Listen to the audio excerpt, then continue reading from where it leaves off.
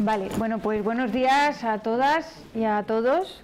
Muchas gracias por acercaros esta tarde hoy aquí a los Santos de Maimona, a la Fundación Maimona. Y primero de todo, obviamente, agradecer a la Fundación el espacio para poder realizar este encuentro con la sociedad civil para hablar de un tema que a mi formación política nos parece vital, nos parece con una fortaleza en los días que corren importantísima, porque es la única fuerza transformadora real para poder cambiar las cosas y para poder avanzar a una sociedad más justa, más igualitaria, más libre y con futuro, ¿no? Como sabéis, estamos, y si no os lo sabéis lo cuento, estamos haciendo estos foros participativos sobre distintos temas y los estamos llamando Dando Color a Extremadura, ¿no? En este caso el color, obviamente, como podéis presuponer, es el color morado. Vamos a teñir de morado en esta tarde muchas cuestiones que nos atraviesan como mujeres y como mujeres extremeñas.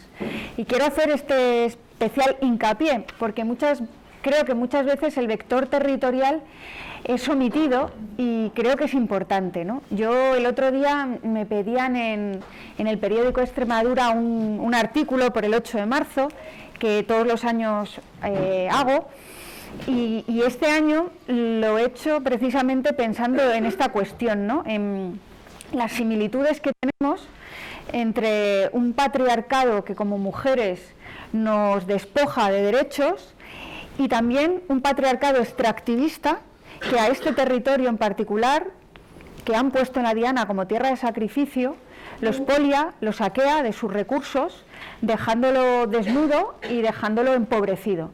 Y esa similitud creo que es importante ponerla encima de la mesa, ¿no? Entender que ese patriarcado que nos saquea, que nos expolia, también lo hace obviamente con nosotras como mujeres, pero eso afecta a las mujeres que habitan esta tierra, eso afecta a las mujeres extremeñas que ven cómo tienen menos oportunidades laborales, que tienen menos infraestructuras, menos transporte y al final pues muchas jóvenes extremeñas deciden tener que abandonar su tierra y sus raíces, ¿no? En búsqueda de un lugar con más oportunidades, no un lugar mejor, pero un lugar con más oportunidades. Son cuestiones que muchas veces pasamos de largo y creo que son cuestiones importantes que señalar. Bueno, también creo que hemos avanzado, que es incuestionable que estamos avanzando, como el movimiento feminista está produciendo grandes cambios, ¿no? en la política, en la sociedad, pero que cuanto más avanzamos, también más grande se hace la reacción, más grande se hace ese poder que obviamente cuando estamos avanzando es porque estamos cuestionando los privilegios de alguien y estamos diciendo que esos privilegios se tienen que desmontar. Y bueno, pues hay muchos poderes que no asumen que el feminismo pueda avanzar o que es de justicia que pueda avanzar, porque obviamente el equilibrio se tiene que volver a amoldar, ¿no? Estamos planteando que el equilibrio que había hasta ahora era injusto y no se sostenía. Entonces, como os digo, los ataques creo que cada vez también van siendo más fuertes, pero que nosotras hemos aprendido que existe una estrategia fundamental para afrontarlos. Y yo os hablo como mujer que ahora mismo está circunstancialmente, y quiero decirlo así, circunstancialmente en la política, porque a la política deberíamos de llegar todos y todas en algún momento de nuestra vida, básicamente porque es la fórmula que tenemos para poder organizar nuestra sociedad. Y eso no debería ser una profesión como tal, eso debería ser una labor, no sé si altruista, no voy a decir altruista porque creo que hay que remunerar a la gente que se dedica a la política, porque si no dejamos la política en manos de los de siempre, ¿no? Pero sí que creo que bueno, pues que la acción política debería estar en el día a día de todos nosotras y nosotras. Y bueno, yo circunstancialmente os hablo desde mi posición como mujer que se dedica a la política, también obviamente como mujer feminista, también como madre, no puedo obviar esa parte de mí que ocupa mucho tiempo. Hoy me acompaña aquí mi hijo mediano. Y bueno, pues desde esta posición creo que la estrategia para afrontar la reacción es la unión. Es la unión de todas las feministas, es la única manera real de seguir avanzando y de que cada vez seamos más y de que cada vez el feminismo se impregne en más estratos y en más ámbitos de la sociedad. Yo me he sentido muy contenta al ver el lema del 8 de marzo de Zafra Violeta este año. Me parece un lema muy ilusionante y que nos llama precisamente a eso, a que tenemos que estar unidas, que tenemos que estar unidas en nuestra diversidad y decíais unidas, diversas, juntas, diversas. Bueno, pues creo que es un maravilloso lema para tumbar al patriarcado. Un maravilloso lema, os doy la enhorabuena. Y empezamos precisamente con la representante de Zafra Violeta, que quiero dejar bien claro que Zafra Violeta es una organización absolutamente apartidista, no apolítica, pero sí apartidista, y que hoy pues ha decidido participar en este foro ciudadano, ¿no?, para teñir de morado el feminismo en Extremadura, para hablar de feminismo, y siempre es una visión constructiva. O sea, nosotras dando color no queremos llenarnos de hacer diagnósticos pesimistas, porque la verdad que ya lo sabemos, ¿no? Lo que queremos es construir y que esto nos sirva para plantear políticas para el mañana. Entonces, bueno, tenemos aquí además, como representante de Zafra Violeta, a una mujer de bandera, a Carmen Canseco Lavado, una mujer activista, que yo creo que además ha peleado poniendo su cuerpo en la defensa del territorio, que es muy importante, defender el territorio.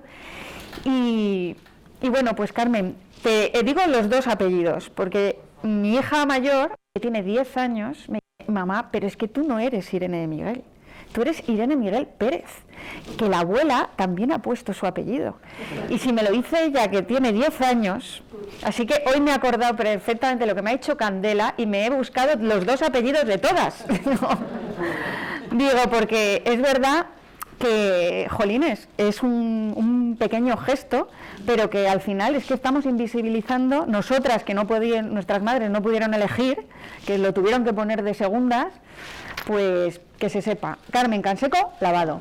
Algunas niñas que ya están diciendo que por qué no ponen primero el apellido de la mamá, si total el papá... Lo decía el otro día la hija de una amiga. Bueno, pues yo creo que ya has dicho mucho de lo que yo tenía pensado decir, sobre todo al principio, con lo de que Zafra Violeta realmente somos apartidistas, a menos como grupo, ¿no? El cartel lo hemos pensado y le hemos dado muchas vueltas, porque es una cosa que luego también voy a comentar, y a mí también me parece que es un acierto, porque creo que lo que tenemos que buscar es la parte que nos une, no la parte que nos puede servir de separación. Entonces yo también tengo que decir que tú me has definido como activista, es verdad, soy más activista, más mujer de acción que de reflexión y de dar discursos. Yo te oigo a ti hablar y te veo que hablas estupendamente, y ahora yo, así que me voy a limitar mucho a leer todo lo que me he podido preparar un poquito, ¿no? Primero quiero hablar un poco de Zafra Violeta para las que no sepan, o para las que crean, hablando con Ana, ¿eras? También dice: ay, Zafra Violeta, es que funcionáis muy bien. No sé si funcionamos muy bien, pero realmente lo que pasa es que llevamos muchos años. Ahora vamos a cumplir una década más o menos, ¿no? Entonces, Zafra Violeta somos un grupo de 10 mujeres, no estamos constituidas en asociación, con lo cual tenemos una estructura completamente horizontal, no tenemos, nadie manda más que nadie y no predomina un pensamiento que sea único, sino que cada una, a veces convergemos y a veces discutimos, ¿no? Esto surge de un grupo de amigas que confluyen en cuestiones laborales y se dan cuenta entre ellas que hay que dar respuestas a una serie de cosas que están pasando en la sociedad, que son las agresiones a las mujeres, la violencia ejercida sobre las mujeres por el hecho de ser mujeres. Entonces empiezan a hacer un grupo con idea de hacer acciones en la calle. A ese grupo primigenio nos sumamos de una manera natural, va surgiendo el resto de las 10 que conformamos actualmente y prácticamente hemos estado siempre en el grupo. Las acciones que se propusieron desde el principio era visibilizar y denunciar todas las violencias machistas, poniendo el foco de atención sobre todo en los feminicidios, ¿no? en las mujeres asesinadas. Con esta premisa llevamos trabajando ya una década en acciones para visibilizar la desigualdad, la violencia y los asesinatos de mujeres, casi una década. Una década saliendo a la calle todos los 25 de cada mes, convocando a la ciudadanía y concentrándonos para recordar y enumerar a todas y cada una de las mujeres asesinadas ese mes. Lo digo lento porque me parece que es un proceso de esa suma de un día y otro día, de cómo había meses que es que nos sentíamos que nos dolía a nosotras mismas. Miro a las compañeras porque ahora mismo estamos aquí 4 de las 10 de Zafra Violeta, aunque es verdad que hay muchas personas de la ciudadanía de Zafra que se sienten Zafra Violeta. Yo oigo a gente decir, estuve con alguien que es de Zafra Violeta y no es alguien de Zafra Violeta, pero somos Zafra Violeta. Entonces, cuando salíamos a la calle, a veces a la hora de mencionar ese número de mujeres asesinadas, unos meses 3, otros meses 5, otros meses 7, ha habido meses que ha habido hasta 15 asesinatos en un mes y era como una cosa dolorosa, algo que te duele, ¿no? Entonces, en estos meses, o sea, en estos años no ha habido ni un mes de tregua, la verdad, todos los meses hemos tenido que mencionar mujeres asesinadas. No hace falta que haga ningún paralelismo con otras situaciones, como hay gente que dice, hay más mujeres asesinadas que cuando asesinó cuando teníamos el terrorismo y tal. No hace falta hacer parangón con nada porque las cifras están ahí y las cantan, ¿no? Nosotras siempre nos hemos basado en las páginas, aparte de que nosotras íbamos recabando, pero en feminicidios.net, que sabéis que no todos los feminicidios se contabilizan igual porque a nivel estatal, si no se producen dentro del seno de la pareja, no se considera esto, ¿no? Bueno, esta continuidad de una tarea mensual ha sido muy positiva en muchos aspectos, muy positiva, pero también nos ha llevado a un cierto cansancio y es posible que el haber pasado la pandemia también nos haya tocado de alguna manera, ¿no? Porque de hecho nosotras seguíamos pero haciendo acciones cuando no podíamos salir, lo hacíamos online y tal, pero cuando hemos vuelto a la calle la respuesta de la ciudadanía no ha sido la misma, entonces incluso nosotras no teníamos el mismo ánimo. Entonces hemos decidido cambiar la estrategia y ahora estamos en un momento pues de repensarnos, de hacer otras acciones, ¿no? Y bueno, seguimos siendo un grupo compacto de todas formas, que nos cuidamos, nos arropamos, nos hacemos crecer y aprendemos juntas.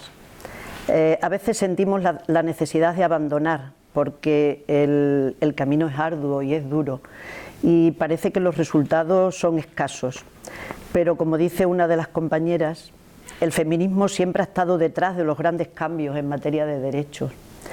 Por eso creo que siempre hay alguna de nosotras que se mantiene y si las demás decidimos hay que seguir, hay que continuar y entonces esas 10 es como que siempre es una pata que nos ayuda para seguir, ¿no? Entonces seguimos en la lucha, en el compromiso y seguimos pensando que el feminismo nos puede hacer vivir mejor. Por supuesto pensamos que hay que seguir dando respuesta a las barbaridades, hay que seguir haciendo ruido, hay que seguir gritando y hay que gritar por las que no tienen voz y hay que seguir denunciando todas las injusticias.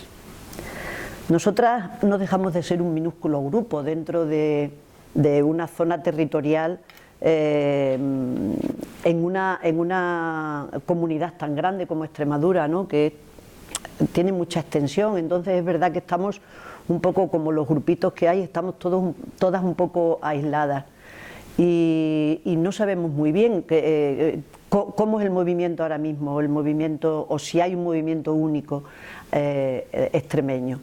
Es verdad que ha habido como conatos de unirnos, ¿no? En alguna ocasión ha habido convocatorias de hacer una coordinadora o de hacer una plataforma, pero no ha habido creo que no ha habido ni intención ni vocación de seguir en ello, no sé, hay poca tendencia, ¿no?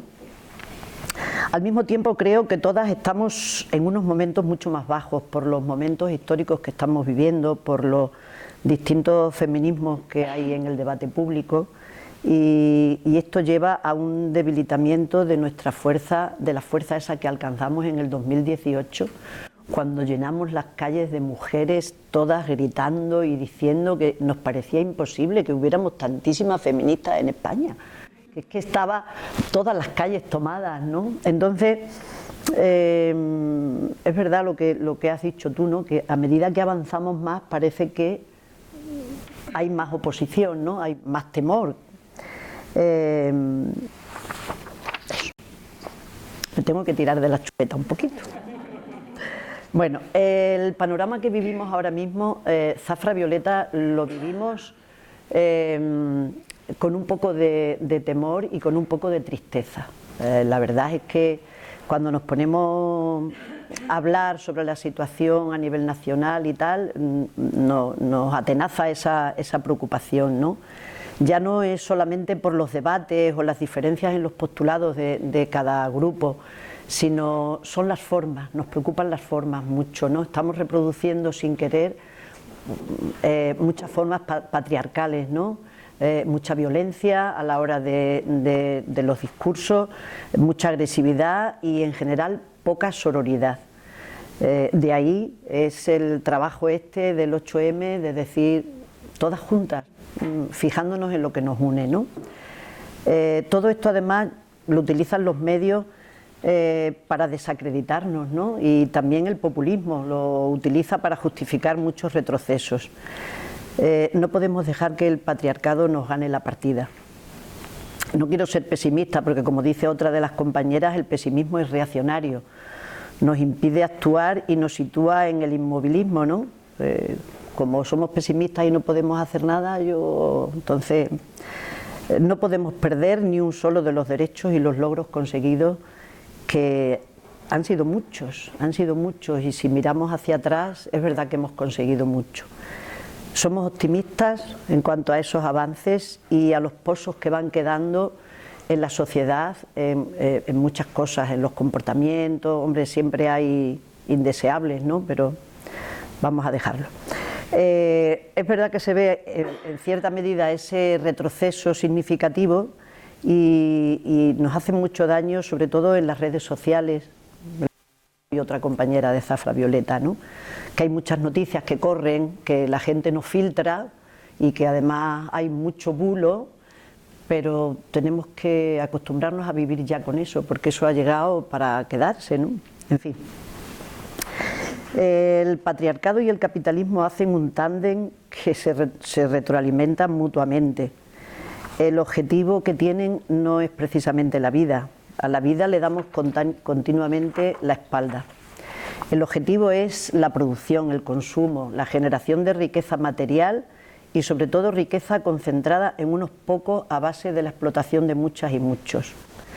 En un momento como en el que vivimos, en el que la comunidad científica nos está alertando que hay que parar, que hay que reducir, que la economía va a tener que funcionar con menos energía y con muchos menos materiales, y sobre todo en un contexto de cambio climático que el capitalismo ya lo está fagotizando, se lo zampa y nos lo vende como, ya hablamos de cambio climático como si habláramos de que tenemos un primo en Valladolid, o sea, sin darle realmente la importancia y el matiz que tiene, ¿no? O sea que teniéndolo incluso tan presente, no hacemos nada ni a nivel institucional, incluso ni a nivel personal. Es verdad que a veces te desalientas y crees que tú sola no eres nada, no eres capaz de conseguir cosas, pero yo me fijo mucho en el cuento del colibrí, que lo hemos mencionado varias veces. ¿Sabéis el colibrí? Que está ardiendo la selva y entonces él, se van todos los animales huyendo de la selva y el colibrí va al lago a por el agua con el piquito y le lleva la gota de agua para apagar el fuego. Y entonces le dice, ¿pero dónde vas con eso? Y el colibrí decía, yo hago mi parte. Y es verdad que un colibrí lleva una gota y otra gota y otra gota y otra gota, así es la lluvia. La lluvia es la suma de muchas gotas. Entonces, yo creo que la acción personal es muy importante, muy importante. ¿Cómo podemos calar en la sociedad con estos conceptos? Esa labor de los políticos y de las políticas es ardua, ¿no? Porque transmitir cosas para que la sociedad sea la que se comporte de una manera, que no seamos frenos, sino que pidamos, ¿no? Hace 20 años, por ejemplo, nadie hablaba de reciclar y hoy en día parece que reciclar es una de las cosas habituales, que lo hagamos mejor o peor, pero parece que ya reciclamos, ¿no? A lo mejor dentro de 5 años la práctica es reducir. Si se sigue, a lo mejor reducimos. Digo, a lo mejor. Hoy en día asistimos a otro fenómeno que a mí me preocupa personalmente, que es el arboricidio, ¿no? O sea, parece que los árboles son nuestros enemigos. La verdad es que echan hojas y molestan y hay que barrerlas. Y tienen pájaros y los pájaros suenan y cagan y en fin. Es que parece como ridículo, ¿no? Pero es que la población piensa eso. Pues a lo mejor dentro de 10 años el árbol se convierta en un bien pues más preciado o se convierta en algo venerado, como pasaba a lo mejor en la antigüedad, ¿no? Bueno, no podemos perder la perspectiva y tenemos que pensar y hacerle caso a la perspectiva científica que nos está hablando del temor del colapso, ¿no? Un colapso que lo estamos viendo prácticamente ya, ¿no? Porque se están produciendo sequías pertinaces, se están produciendo muchas inundaciones, terremotos, todo ese tipo de cosas que, bueno, y escasez de algunos recursos también, ¿no?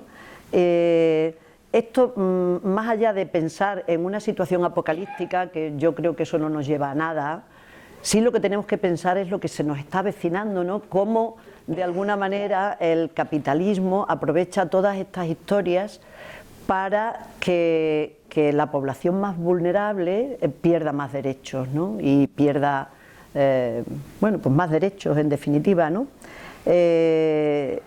Y yo me remito a la frase que decía Simone de Beauvoir, que la repetimos muchas veces, pero que es muy importante, ¿no? Que dice, bastará una crisis política, económica o religiosa para que los derechos de las mujeres vuelvan a ser cuestionados. Esos derechos nunca se dan por adquiridos, debéis permanecer vigilantes toda vuestra vida. Ojo al dato, ¿eh? Las respuestas institucionales son pobres ante todo este tipo de cuestiones, entre otras cosas porque son medidas antipopulares. Cualquier medida que se tome con respecto a la naturaleza, al feminismo, a lo que sea, son antipopulares. A la gente no le gusta. Lo vemos en el feminismo también constantemente. Cualquier paso que se da hacia adelante hay un enfrentamiento y un cuestionamiento. Cuando se acercan las elecciones, por ejemplo, en los pueblos, yo lo veo ahora, ¿no? Que estamos arreglando las calles, las aceras, le empezamos a echar hormigón a las plazas, todo ese tipo de cosas, ¿no? Pero yo nunca veo que se les ocurra decir, oye, pues ahora vienen las elecciones, ahora voy a coger y todos los espacios municipales los voy a sembrar de árboles, vamos a sembrar 3.000 árboles.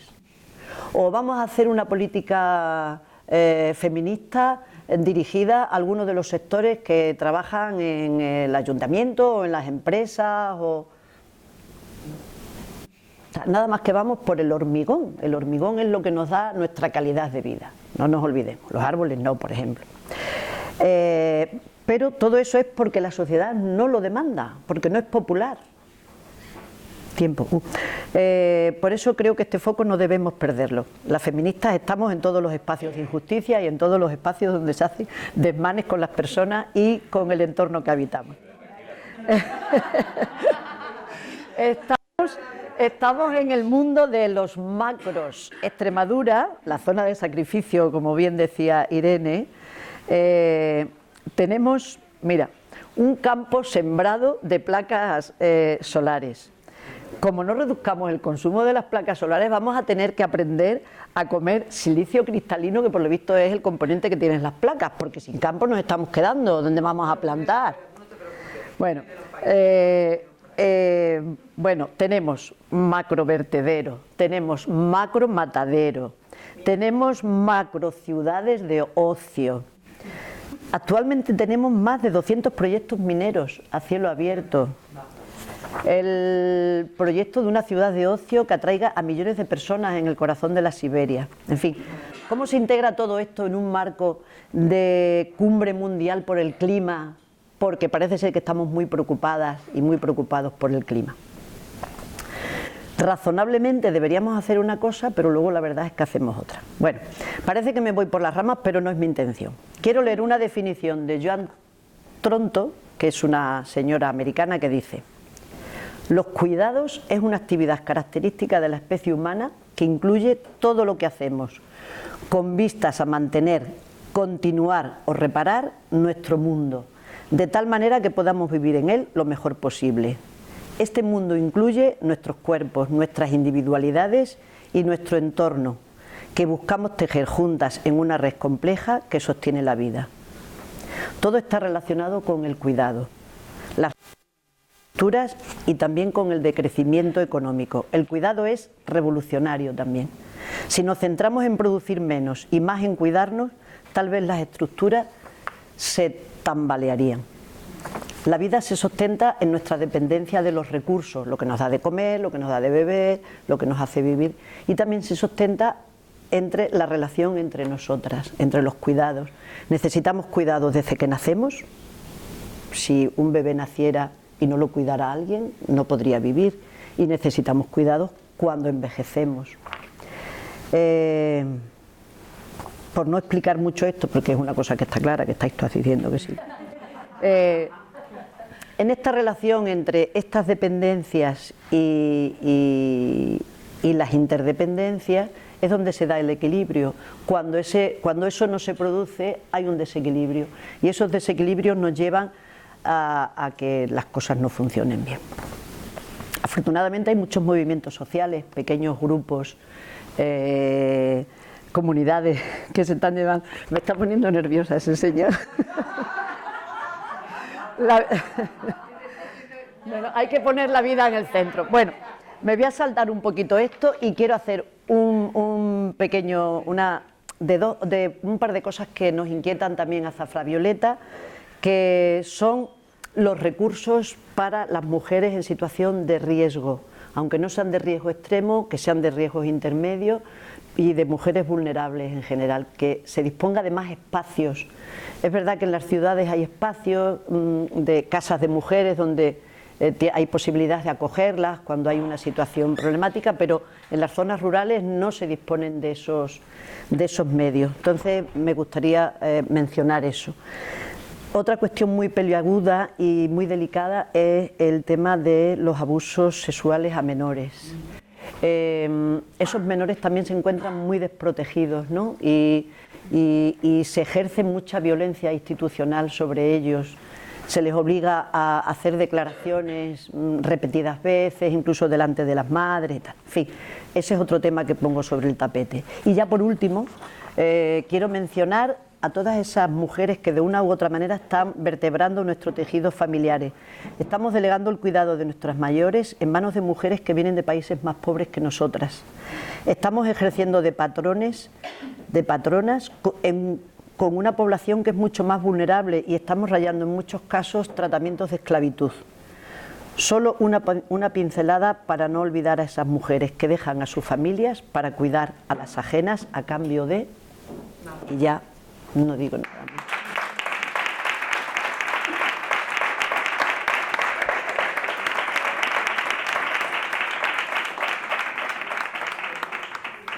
Carmen, has tocado todos los palos, ha sido una intervención súper completa, o sea, me ha encantado porque Ana va a hablar de, bueno, Astrid va a hablar de cuidados, Ana va a hablar de la interseccionalidad con las mujeres migrantes, Ana María va a hablar también de violencia Pues eso quiere vicaria. decir que son los temas que están... Son temas que has tratado súper importantes.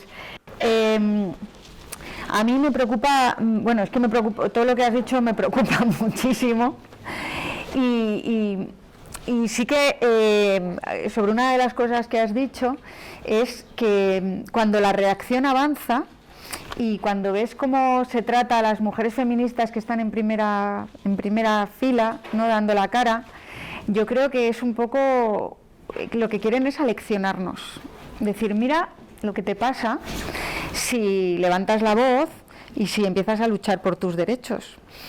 Todo lo que hagas va a ser tildado de eres una niñata, no tienes ni idea, eres una ignorante, ¿no? Y que seamos conscientes de todo ello para arropar a las que están obviamente en primera fila dando la cara, pero para también entender las estrategias del patriarcado, ¿no? Cómo actúa y no dejarnos amilanar ni dar un paso atrás ni para coger carrerilla. Muchísimas gracias por tu intervención, me la enmarco, Carmen. Yo te lo agradezco. Así te lo mucho digo. porque tú no sabes lo que me ha costado.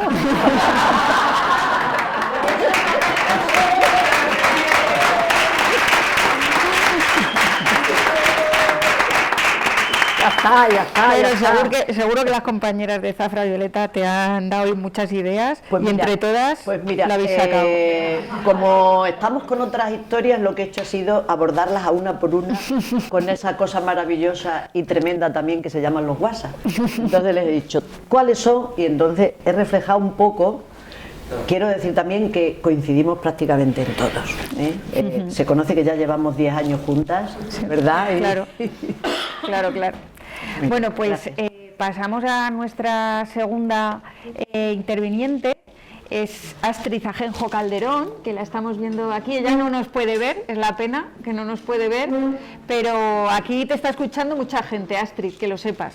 Astrid es experta en economía política feminista, es doctora y profesora en la Universidad Pablo de Olavide y nos conocimos hace un mes o así en su pueblo, en Garbayuela, un pequeño pueblo de la provincia de Badajoz, en una festividad, San Blas, que por primera vez bailaban dos muchachas juntas. Bueno, yo fui el día antes, ¿no? El día siguiente iba a ser el día que las dos muchachinas iban a hacer el baile juntas por primera vez. Podemos también introducir aquí todo lo que tiene que ver con las tradiciones, ¿no? Y de cómo también el papel fundamental de las mujeres en este legado que nos han ido dejando y bueno, cómo también hay que asumir las tradiciones y bueno, darles un carácter moderno o bueno, modernizarlas o mantenerlas, pero quiero decir que conservar las tradiciones es también muy importante, ¿no? Saber de dónde venimos, nuestras raíces, es muy importante. Pero Astrid nos va a hablar de su libro, que es realmente algo que ya ha tratado Carmen, que es el tema de los cuidados, ¿no? Cómo nuestro sistema capitalista está absolutamente basado, cimentado en el trabajo invisible, en el trabajo precarizado, en el trabajo nada monetizado de muchísimas millones de mujeres porque han cuidado. Carmen, necesitamos ser cuidados en algún momento de nuestra vida, ya cuando somos bebés o ya cuando somos mayores o cuando tenemos una discapacidad, una dependencia, y ese trabajo lo han hecho echándoselo a las espaldas muchísimas mujeres, ¿no? Y eso la economía nunca lo ha contabilizado. Va siendo hora, ¿no, Astrid?, de que la economía ponga sobre la mesa todo esto y que también vayamos a otra economía, a una economía donde dejemos de lado absolutamente el capitalismo y nos centremos en el bien común, en el bienestar de la sociedad. Bueno, pues, Astrid, perdona, todo tuyo. Bueno, nada, pues buenas tardes a todas y a todos. Muchas gracias por la invitación, en particular a Irene, porque bueno, para mí es un gusto poder estar, aunque sea virtualmente, en mi tierra.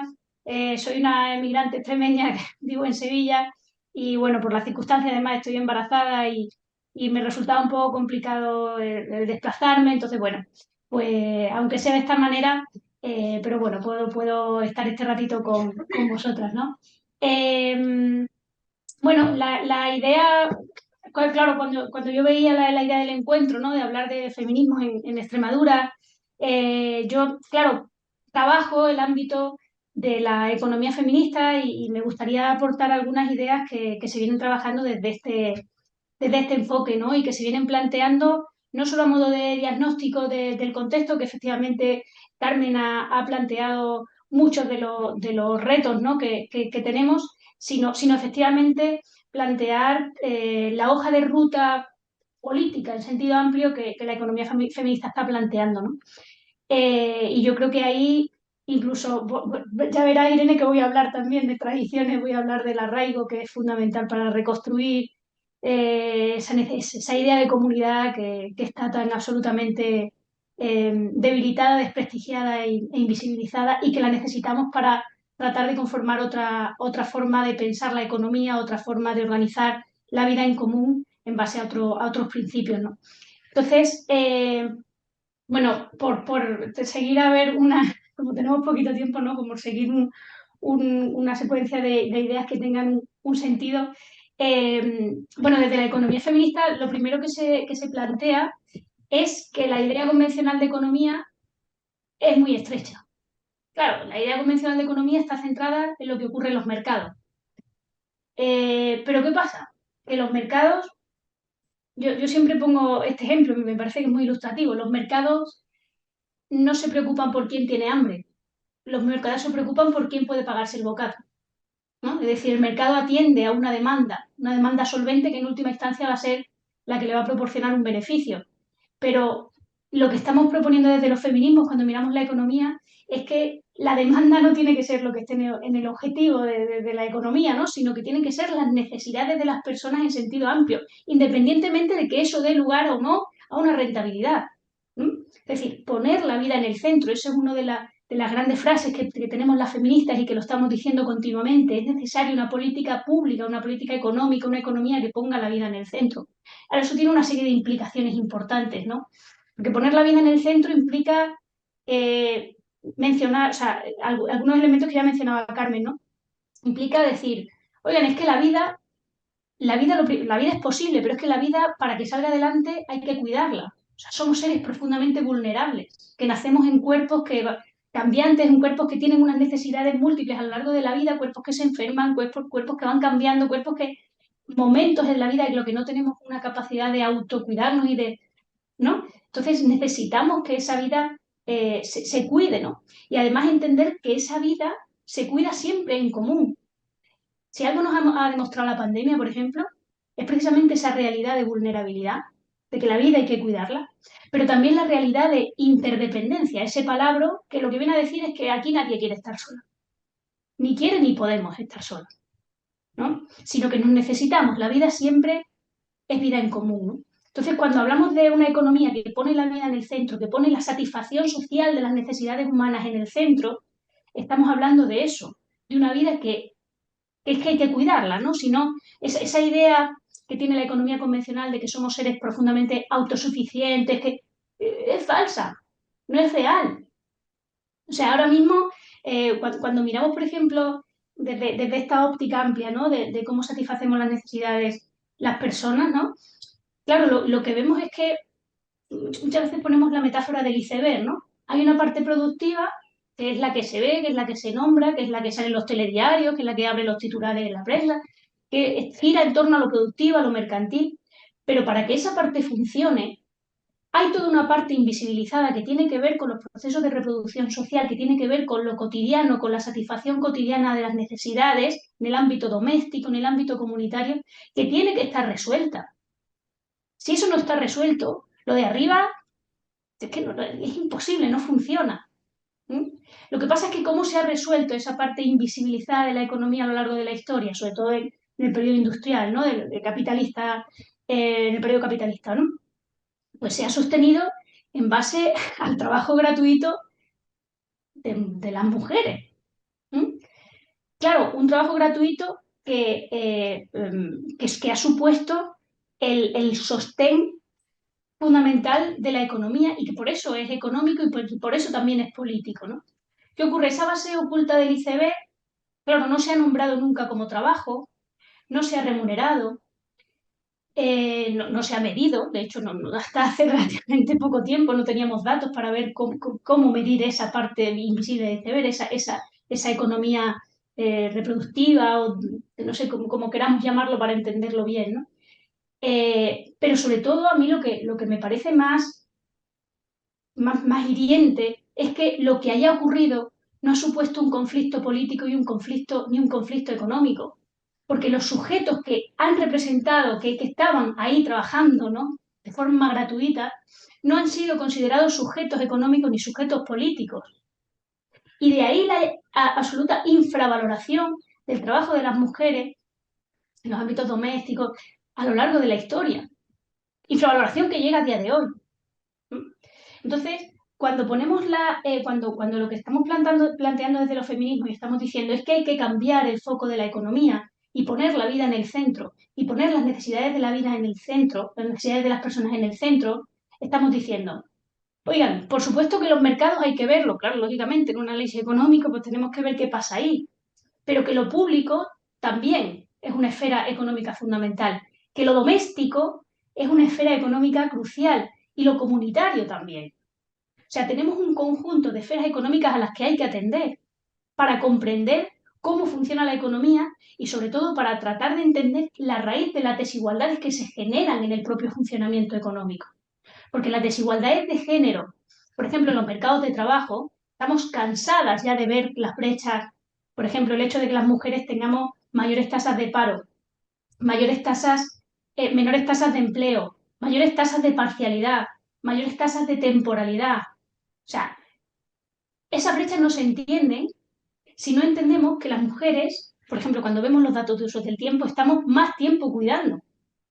Si las mujeres estamos de media, según la última encuesta disponible, estamos de media en España 2 horas más al día en lo que el Instituto Nacional de Estadística llama hogar y familia, estamos 2 horas menos en cualquier otro sitio. Estamos 2 horas menos descansando, 2 horas menos trabajando a tiempo completo, 2 horas menos formándonos, 2 horas menos pudiendo involucrarnos política o sindicalmente o haciendo lo que nos dé la gana. O sea, hay muchas veces incluso lo podemos resumir en cuestión de tiempo. Si no entendemos el origen de esa desigualdad, el origen de esa desigualdad que la podemos ilustrar de forma muy fácil en términos de tiempo, no podemos entender esas brechas. Igual que no podemos entender, por ejemplo, la brecha salarial. Claro, la brecha salarial, pues, muchas veces decimos, la brecha salarial va a ocurrir incluso aunque hombres y mujeres ganen lo mismo por el mismo trabajo. Porque hay un problema de raíz fundamental y es que las mujeres no estamos el mismo tiempo ganando dinero, porque estamos mucho más tiempo cuidando. Entonces, la cuestión de cambiar el foco de la economía para poner en el centro la sostenibilidad de la vida nos proporciona una serie de nos aporta una serie de herramientas que nos permiten dar luz a esas esferas que han permanecido ocultas en el discurso económico convencional y nos permiten entender muchos de los elementos de luego las desigualdades que vamos a sufrir las mujeres en ese ámbito económico, ¿no? Pero además nos permiten también nombrar procesos por ejemplo, en el contexto de crisis, ¿no? Ahora mismo nunca lo sabemos, estamos en un momento histórico de crisis que nos afecta a múltiples niveles, ¿no? Por supuesto, estamos en el marco de un colapso ecológico que va mucho más allá del cambio climático, que tiene que ver con la pérdida de biodiversidad, con el agotamiento de los recursos, en un sistema económico que sigue pensando que el crecimiento es lo único que nos va a traer progreso y bienestar. Hasta que no cambiemos esa concepción, pero bueno, no me enrollo por ahí. Un colapso ecológico, pero también una crisis de reproducción social que tiene que ver con una obstaculización en las últimas décadas de todas las instituciones, de todas las que permitían la reproducción de la fuerza de trabajo y el cuidado de las personas. Y una dimensión concreta de esa crisis de reproducción social que lo que la estamos viendo manifestada es en un aumento de la precariedad vital, de la incertidumbre, del miedo, tiene que ver también con la gestión concreta de los cuidados y esa crisis de los cuidados que tiene que ver con un desajuste crucial entre unas necesidades de cuidado que no acaban nunca, Porque vale, sí es verdad, estamos teniendo menos criaturas, pero hay una población envejecida que necesita muchos cuidados, cada vez más envejecida, ¿no? Y aparte que necesitamos el cuidado de todos los días, ¿no? Necesitamos comer todos los días, necesitamos limpiar, necesitamos... Es decir, las necesidades de cuidados no cambian. No cambian porque el cuidado es inherente. Lo decía al principio, ¿no? Somos seres vulnerables, el cuidado es inherente, las necesidades de cuidado no cambian. Pero las posibilidades de cuidar, sí. Claro.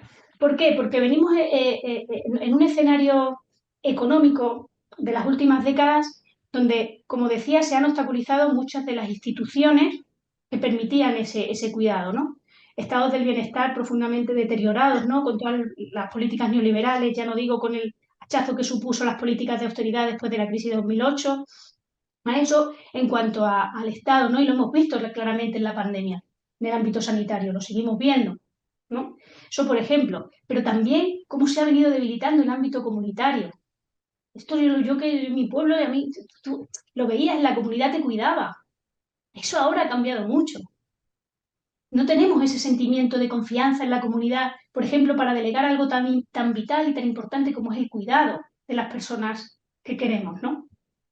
Entonces, ahí hay muchos elementos que fallan, pero además, aparte de que caiga el ámbito público, digamos, o no nos proporcione con suficientes garantías y suficiente calidad los cuidados que necesitamos, o ese ámbito comunitario también profundamente debilitado, es que dentro de los hogares resulta que ya no hay una persona disponible 24 horas al día, 24 horas al día, 7 días a la semana para resolver la papeleta. ¿Mm? Porque gracias al movimiento feminista, el imaginario y las posibilidades y las experiencias de las mujeres han cambiado mucho. Nosotras ya ese destino de mujer, madre, ya no es el único destino que queremos o que visualizamos, ¿no? Por supuesto es uno más, pero nuestro abanico de posibilidades ha cambiado mucho, ¿no? Entonces, claro, ya no, bueno, aparte de que aunque quisiéramos dedicarnos solo a eso, es que ahora mismo decidme qué hogar se puede permitir, por ejemplo, vivir con un solo proveedor o una sola proveedora, ¿no? En cuanto a nivel de salario y en cuanto a coste de la vida, ¿no? Encima en un escenario de inflación creciente, en fin, ¿no? Entonces, claro, la crisis de los cuidados tiene que ver con ese desajuste entre unas necesidades de cuidados que siguen ahí, que no han cambiado, y unas posibilidades de satisfacer ese cuidado muy limitadas en el ámbito privado. Claro, ¿qué recursos estamos utilizando dentro de los hogares para resolver estos cuidados que al final se acaban resolviendo de forma bastante precaria? Pues o bien estamos pagando a otras mujeres migrantes, que por cierto están dejando sus responsabilidades de cuidado en sus países de origen a cargo de otras mujeres, ¿no? En esas cadenas globales del cuidado, que además estamos, digo pagando porque no digo contratando, porque ya sabemos cómo ha estado regulado el empleo de hogar, ya sabemos que ha sido un empleo, iba a decir de segunda, pero es que decirme que otro tipo de trabajo tiene las condiciones que ha tenido el empleo de hogar. A nivel de no hay derecho a paro, no hay derecho a vacaciones, no hay, o sea, 24, unas jornadas laborales interminables. O sea, es que, pero claro, a todo el mundo nos convenía que eso fuera así, porque resolvía la papeleta, repito, ¿no? O al menos la parcheaba. Entonces, el empleo de hogar es una de las estrategias fundamentales que hay en los hogares para resolver los cuidados cuando las personas tienen que salir al mercado de trabajo y a ver con quién deja o a las personas mayores dependientes, o a ver con... Es que, claro, estamos hablando de algo muy cotidiano, ¿no? Otra de las estrategias es que, por ejemplo, a la hora de delegar cuidados, tiene que ver con cómo estamos delegando pues a nuestras madres, a nuestras abuelas, ¿no? En ese traspaso generacional de cuidados. Y otra de las estrategias que tenemos, que ahí las mujeres nos hemos comido con patata el discurso neoliberal de la mística de la superwoman, en la que nos hemos creído que lo podíamos todo, ¿no? Que podíamos hacerlo todo. Y así estamos, ¿no? Con unos niveles de ansiedad mayores, con unos niveles de medicalización. Bueno, aquí todo el discurso feminista en torno a la salud de las mujeres es muy interesante, ¿no? Entonces, claro, la crisis de los cuidados es una crisis que cuando pensamos en la crisis económica o en el contexto no suele verse. De ahí que los feminismos den luz a esa parte de la economía que no se está viendo y que además conviene a todo el mundo que no se vea. Entonces, es muy importante, ¿no? Visibilizarlo, pero también es importante visibilizar otra crisis, y ya con esto termino, que tiene que ver algo con algo que ya mencionaba, que tiene que ver con esa pérdida del sentido de lo común, ¿no? Cuando hablamos de que estamos en un momento histórico de transición también ecológica, de transición socioeconómica, estamos hablando también de un momento de profunda disputa cultural, porque eh, esa idea de pérdida de comunidad, de pérdida de conocimiento colectivo en torno son los sostenimientos de la vida, tiene mucho que ver con todo ese discurso paralelo que hay del sálvese quien pueda y de que haya cada cual con lo suyo, ¿no? Entonces, ahí yo creo que el momento que tenemos que aprovechar los feminismos, porque yo creo que venimos de un escenario post-15M, huelgas, ¿no? El 8M, en el que sabíamos, ¿no? Estábamos aprovechándonos a cuestionar, ¿no? Estábamos ampliando, desbordando los límites del statu quo, estábamos imaginando, fue un escenario que ahora ya no tenemos. Tenemos un escenario, se decía antes también, ¿no? De restauración de los límites y un escenario marcado también por ese miedo, en el que esos discursos del sálvese quien pueda adquieren mucho peso, ¿no? Y ahí los feminismos tenemos un reto clave, que es la necesidad de reconstruir lo común y de reconstruir otro tipo de imaginarios, ¿no? De trascender esa retórica de la pérdida de futuro y empezar a politizar los malestares cotidianos que tenemos, que vienen de la mano de ese conflicto capital-vida, pero bueno, de cómo hemos permitido o estamos introduciendo prácticas en nuestra vida cotidiana que nos están enfermando, que nos están poniendo al servicio de las lógicas del capital, ¿no? O sea, esos malestares hay que politizarlos, tenemos que releerlos colectivamente porque no son problemas individuales, esos problemas de ansiedad, esos problemas de frustración, de pérdida de sentido, de sentirte sola, de sentirte que no puedes, es que no llego, es que eso no son malestares cotidianos, o sea, perdón, individuales. Esos son malestares colectivos que tenemos que saber leer de forma colectiva para poder politizarlos. Pero también politizar las resistencias cotidianas que tenemos a todo eso, ¿no? Y ahí no se trata de descubrir la rueda, sino es que muchas veces es poner en valor prácticas que ya existen, ¿no? Y que son prácticas que de alguna manera son fallos del sistema, ¿no? A esos mandatos neoliberales, capitalistas, patriarcales, de autosuficiencia, ¿vale? O sea, politizar esa resistencia, ¿no? Siempre hay un lema por ahí feminista que a mí me gustó mucho, ¿no? De tomar el fresco es anticapitalista. Pues de eso va la cosa, ¿no? Y ahí también, en ese reto que tienen los feminismos de pensar ese nuevo imaginario, hay que partir también de un reconocimiento y una articulación también de la diversidad. Y yo creo que aquí, como mujeres extremeñas, tenemos un reto de permitirnos construir nuestra propia historia. O sea, de narrarnos a nosotras mismas y no que nos narren, ¿no? De ahí de reconocer nuestros referentes más cercanos y más alcanzables, esas mujeres que han sostenido la vida con sus saberes cotidianos, con sus saberes tradicionales, con sus contradicciones, por supuesto. Pero necesitamos ese reconocimiento, esa valoración social y, por supuesto, articular la diversidad. Sí, aquí no se trata de que seamos todas iguales o idílicas, ¿no? Pero es fundamental recuperar el de dónde venimos, ¿no? Y sobre todo, yo creo que igual esto es una cosa muy personal mía, ¿no? Pero el arraigo es fundamental, recuperar la memoria, recuperar el sentido de comunidad, porque nos va la vida en ello. Porque en el momento de disputa cultural respecto a esa noción hegemónica de lo que se supone que es una vida buena, en torno al discurso del consumo, en torno al discurso del sálvese quien pueda o del discurso de la meritocracia, es que necesitamos ese sentido de comunidad, ¿no? Y además, creo que en ese camino, en ese dibujar ese otro escenario, esa otra utopía compartida, yo a mí es que me gusta mucho la palabra utopía, que creo que está muy desfasada, pero es que creo que la tenemos que recuperar, es también recuperar la empatía, como digo, esa articulación de la diversidad, pero también entender que va a haber conflicto y que no debemos evitarlos, ¿no? Porque para avanzar políticamente es inevitable el conflicto, pero desde apelando a la empatía, a la responsabilidad y a la madurez de las personas respecto a este momento histórico, ¿no? Entonces creo que ahí Los feminismos, como decía, he hablado de muchas cosas, pero bueno, espero que se haya entendido un poco el hilo, ¿no?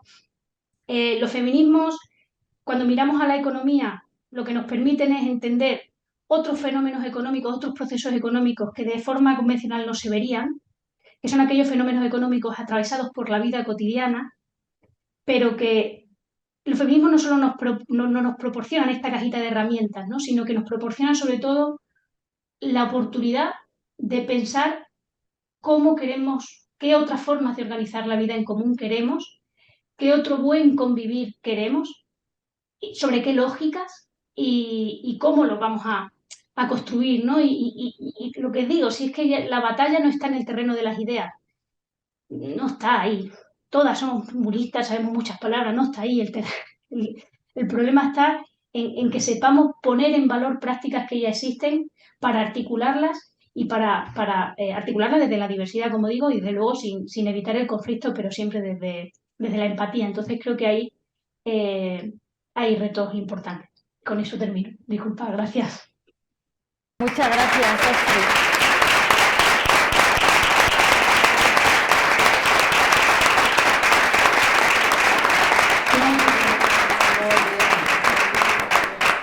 ¿No nos escucha? ¿Nos escuchas, Astrid? Ahora sí. Vale, pues qué lujo de verdad tenerte, y qué lujo tienen tus alumnos y alumnas de que seas su profesora. Ojalá me hubieran dado a mí una clase así en la universidad. Ah, aquí tenemos una alumna tuya. Tienes aquí una alumna. Aquí hay una alumna tuya entre el público. Bueno, pues la verdad que me quedo con muchísimas de las cosas que has puesto encima de la mesa, y muy importante lo de recuperar la memoria, el arraigo, las raíces, ¿no? y construir comunidad. Y me ha encantado esto de que tomar el fresco es anticapitalista, por supuestísimo, por supuestísimo. Bueno, vamos un poco mal de tiempo, nos hemos ido un poco, pero creo que ahora viene muy a cuento la siguiente intervención, que es de Ana Macías, que viene en representación de la Fundación Ruy López y trabaja precisamente con mujeres migrantes. Es algo que ha salido tanto en la intervención de Carmen como en la intervención de Astrid, y sí, por favor, no nos dejéis aquí sola.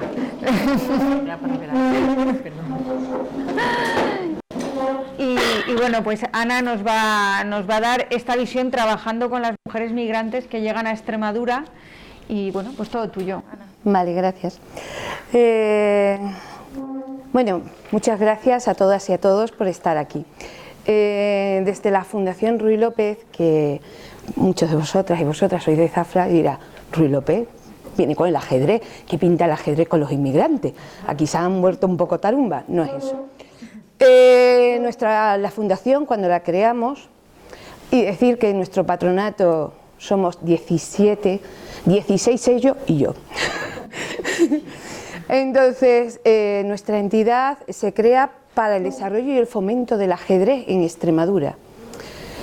Empezamos a dar clases en los colegios y observamos una cosa, que las que vienen son madres. Encantada, señora.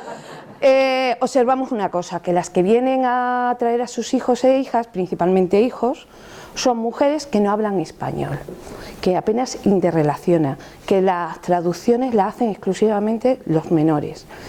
Y hacemos un análisis y cambiamos los objetivos de nuestra entidad.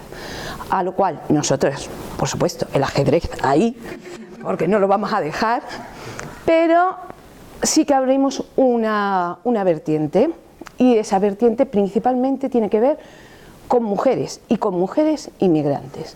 Nosotras venimos, y digo nosotras porque somos 5 voluntarias y un voluntario, entonces nosotras venimos trabajando con mujeres inmigrantes desde el 2007. Iniciamos el aprendizaje de clases de alfabetización y castellano, y es que quisimos rizar el rizo. Analfabetas absolutas en su idioma y las alfabetizamos en español.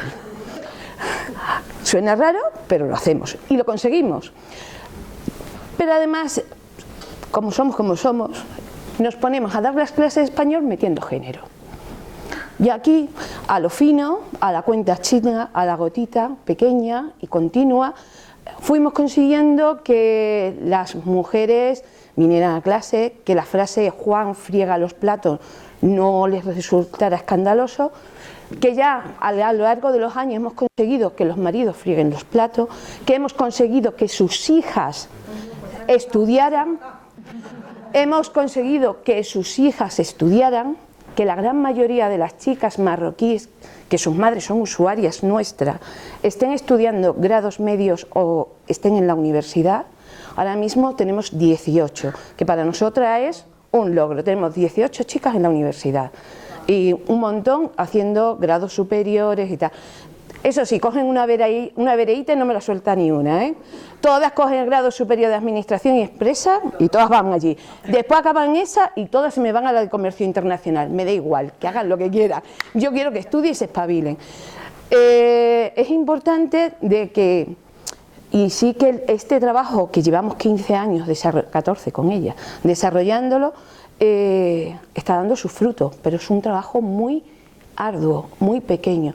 Tened en cuenta que nosotras prácticamente trabajamos con comunidad árabe, principalmente trabajamos con comunidad árabe, porque es una de las más numerosas que hay en Almendralejo. En Almendralejo hay, contando con la nacionalidad española, 57 nacionalidades. ¿Vale? De esa es una de las poblaciones de Extremadura que más población inmigrante tiene. En el boom migratorio del 2008 andábamos por el 14% y ahora estamos en un 9,3%. O sea, ha bajado, pero no ha bajado tanto en comparación con Don Benito Villanueva, que sí que ha bajado mucho. Mérida nunca tuvo grande número de población inmigrante y Almendralejo sigue situándose.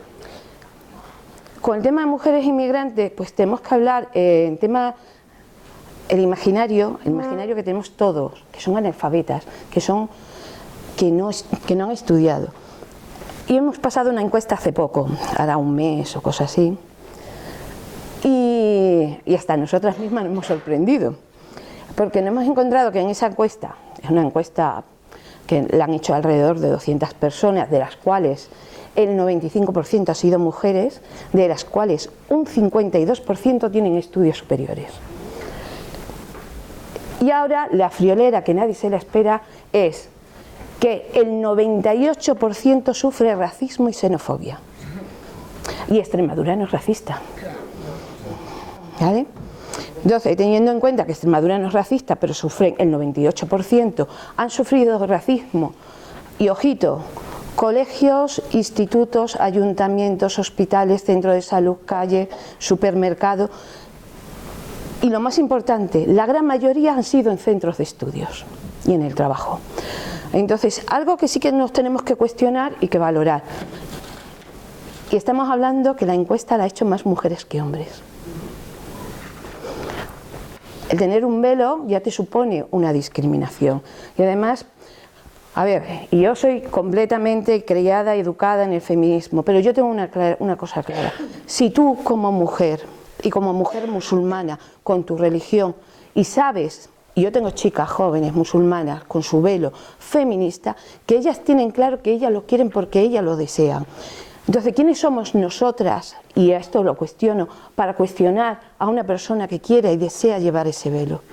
Vale, pues tú deseas, pero ¿sabe cuál es? Yo quiero estudiar para mejorar mi calidad de vida. Yo quiero estudiar porque no quiero reproducir el rol de mi madre. No quiero que mi madre sufra lo que ha estado sufriendo durante todo este tiempo. Y eso te lo dicen todas las chicas. El haber sufrido durante todos estos años, claro, pensás que yo conozco a sus madres desde hace 15 años. Y conozco cómo ha habido una evolución en esas mujeres. Cómo esas mujeres han pasado de tener que venir a clases de español engañando a los maridos, trayendo té y dulces, que nos pasamos 2 años hartitos, para poder venir a clases de español y engañarlos diciendo que iban a tomar té en casa de no sé quién, tienes que venir a aprender a venir, a estar ahí, a que entienden que sus hijos deben estar, a que cualquier actividad que les plantee, ellas van a participar, siempre tenemos una traductora, y ellas van a participar encantadas. Y todos los años damos 5 talleres sobre violencia de género, igualdad, empoderamiento, risoterapia, todo eso para que ellas se vayan empoderando, vayan saliendo, cosas que ellas antes no hacían, como una cosa tan simple, encontrar trabajo. Y ahora son cuidadoras. Muchas, y ya sí que tengo que hablar de un lado de la comunidad musulmana, por otro lado comunidad árabe y otra de la latina, ¿vale? Rumana, perdón. Las mujeres árabes tienen muchísimas dificultades de encontrar empleo, incluso como cuidadora, por llevar velo. Y yo tengo chicas con unas capacidades impresionantes, trabajadoras sociales, educadoras sociales, y no las contratan y están trabajando de cuidadoras porque llevan velo. Más, se les han discriminado en ciertos cursos por llevar velo. Es que cuando termines el curso y tengas un trabajo, te tienes que quitar el velo para poder trabajar. Entonces, ya estamos ahí, limitando las posibilidades de gente muy válida. Porque ya no es el problema del idioma, ya es el problema del idioma, el ser mujer, el tener religión, y ostras, si eres discapacitada ya tienes el premio gordo. Y esto es así. Tenemos las mujeres rumanas, la gran mayoría trabajan en el campo. Ojo, nunca se les da de alta, a su marido sí, a ella no. Y si tengo que dar de alguien en alta en el campo, por supuesto a la población rumana y de etnia gitana, más específicamente,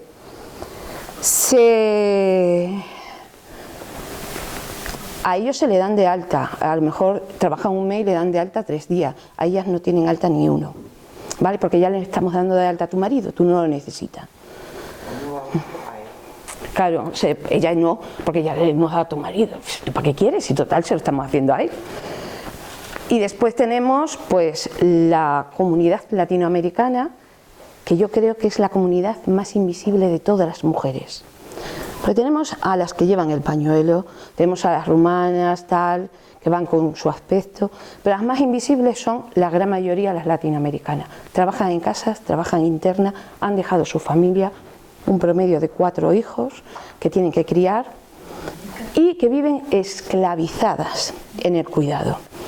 Y eso lo digo bien claro, viven esclavizadas, mujeres que trabajan todos los días, todas las horas, por 800 euros, 600 euros.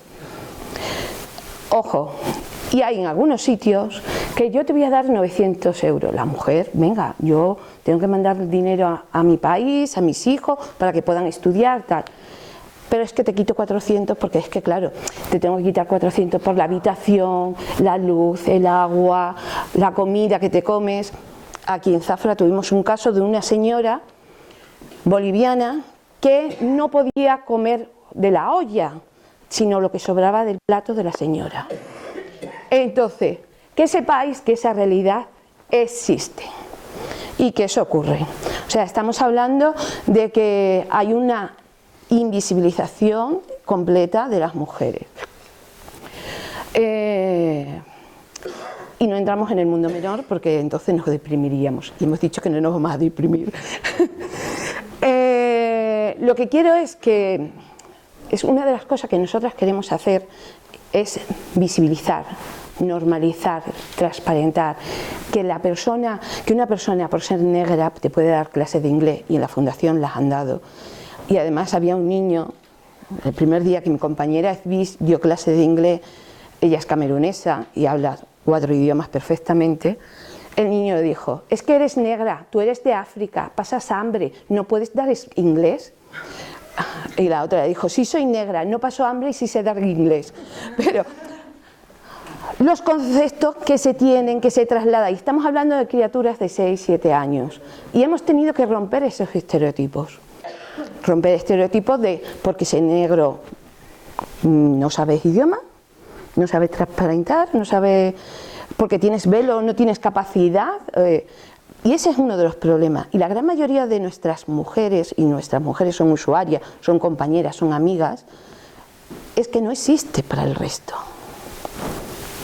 y lo digo así de claro, no existe ni para hacer un curso en el SESPE, aunque tú puedes ser ingeniera, pero no tienes estudios homologados, por tanto eres analfabeta absoluta y no tienes derecho a la formación. Y tampoco tienes derecho a un contrato digno. Es que no me entiendes. El no me entiendes, que tú no comprendes, el voy a intentar engañarte por encima de todo.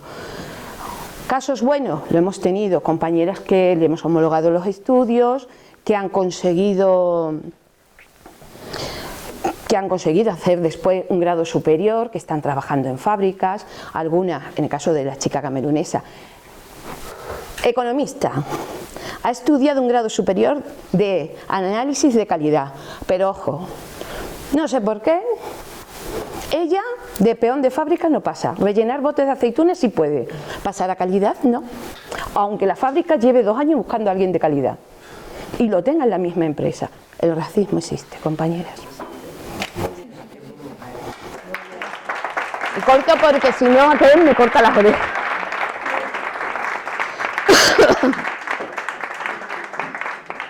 Ana, yo iba a decir viva el ajedrez.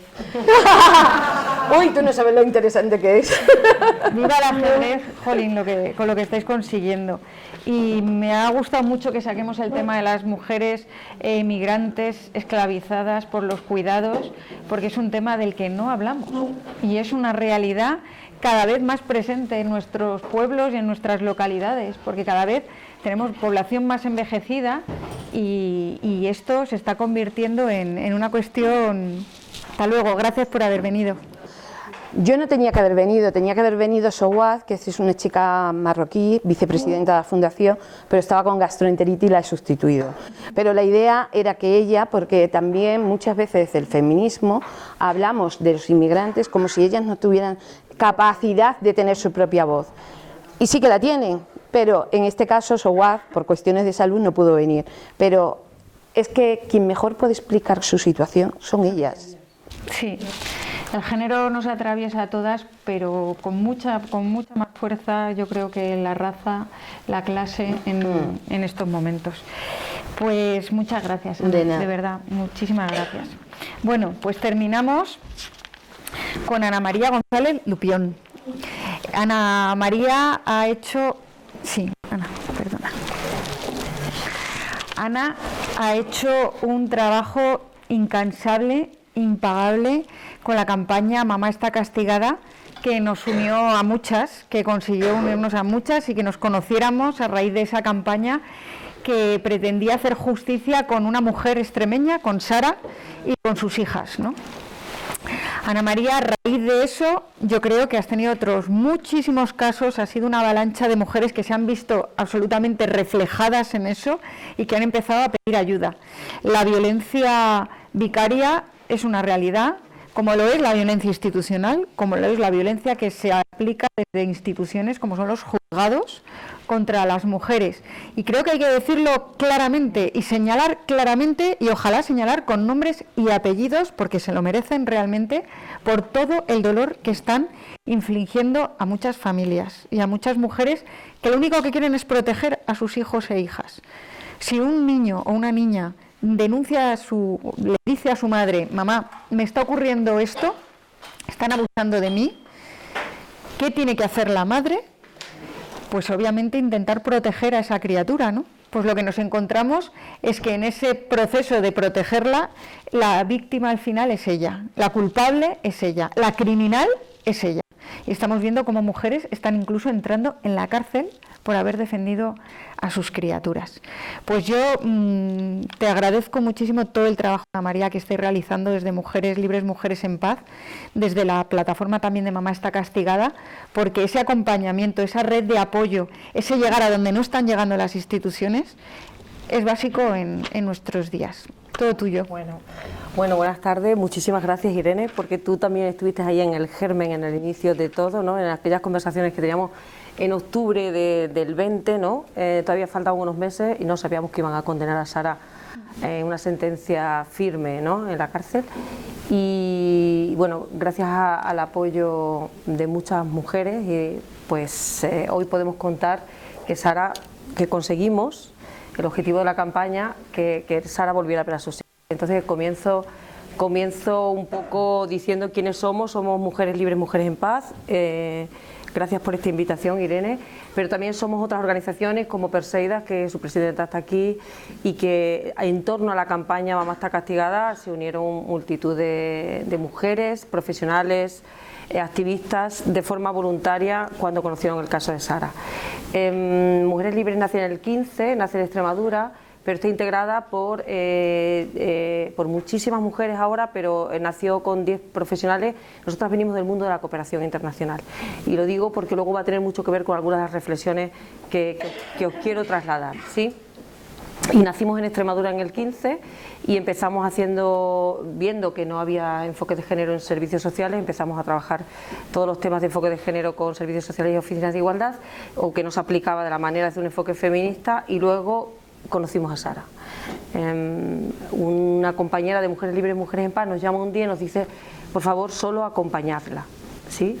Y ahí en el 2018 empezamos el acompañamiento de una mujer de la que jamás hubiéramos imaginado que le iba a ocurrir lo que le ocurrió.